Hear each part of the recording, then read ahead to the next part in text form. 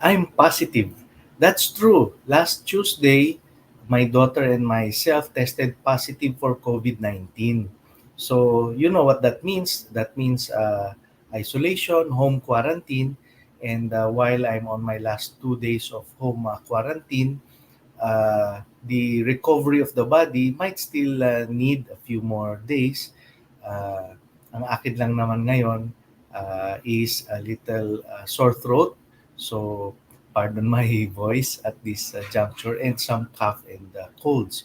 In any case, uh, I know my close friends will be saying, "Oh, Brother Mars, why did you still go ahead and make a video? Exempted ka na. Magpagaling ka muna." You know who I remembered? I remembered Father Luciano, who underwent a major procedure last Tuesday, and a number of my other priests, friends, na meron ding dinaranas. They're also undergoing some kind of medical condition or condition, and yet, I find inspiration as they continue to celebrate Mass, to administer the sacraments. I am reminded of what uh, is written in 1 Corinthians 9, verse 16. If I preach the gospel, there is no reason for me to boast, for an obligation has been imposed on me, and woe to me if I do not preach it, according to St. Paul. And this obligation is not something na forced or imposed. It is a self-imposition, I would say, because it is our commitment to the Lord, and more so for our priests. So, a big shout out to my priest friends. I empathize with you, and I continue to pray and also offer masses for your well-being. Salamat din in advance sa mga patuloy na nagdadasal para sa akin at sa pamilya ko. Now, our gospel this weekend is very special, and the title, as a matter of fact, we can see in our Misalet, God, our special guest. Ayan, no? It's very clear, as mentioned here. What does that mean? Well, it has to do with our readings. Our first reading from Genesis talks about Abraham's cordial welcome when he received three guests who turned out later, well, that they're divine or angels, and he invited them, magmerienda muna sila, ganyan. And yet, nagpakatay siya. Talagang he went all out in just preparing something for him. And it turns out, no, they were angels sent by God. And before they left, one of them said this, I will surely return to you about this time next year, and Sarah will then have a son. He was promised of a son. Kahit na ang tatanda na nila, lampas-lampas na sila sa senior. Our second reading is from Colossians chapter 1. And let me read the first part here that I highlighted. Now I rejoice in my sufferings for your sake, and in my flesh I am filling up what is lacking in the afflictions of Christ on behalf of his body, which is the church. Wow. This is something we must realize. Christ is the head, and we are the body. Hindi ba? Eucharist, the body of Christ. Sino yun? The church.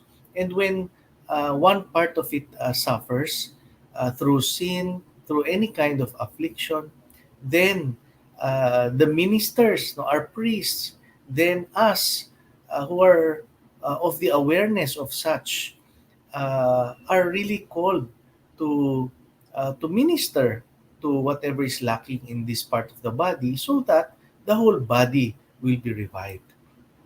And then we have the gospel. Many are familiar with this because it talks of the story of Martha and Mary.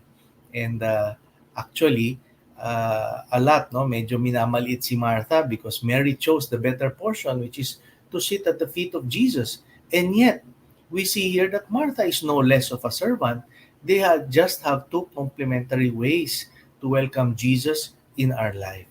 So, as we reflect and prepare today, mga kapatid, uh, well, shout out to all those who are like Martha, especially For people like me, nako, grabe. I would like to thank my sister-in-law, Joy.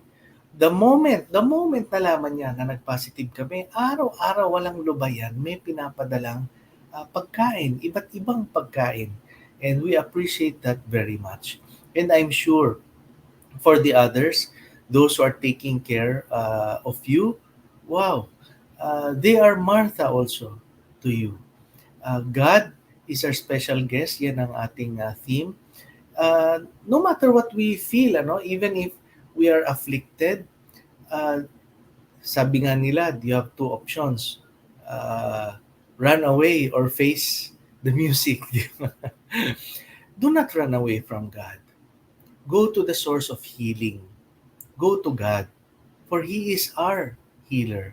Malulusutan din natin ito by the grace of God.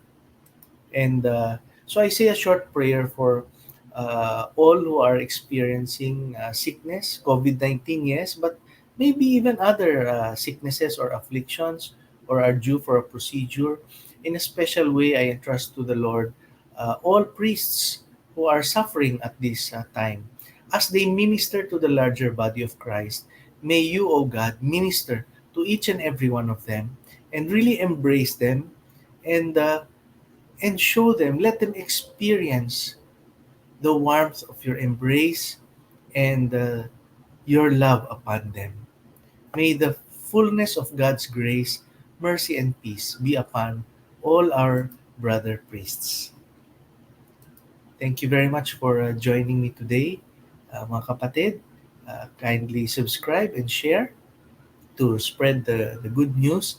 Ihanda po natin ang ating mga sarili para sa banal na misa, makiisa sa Simbahanda.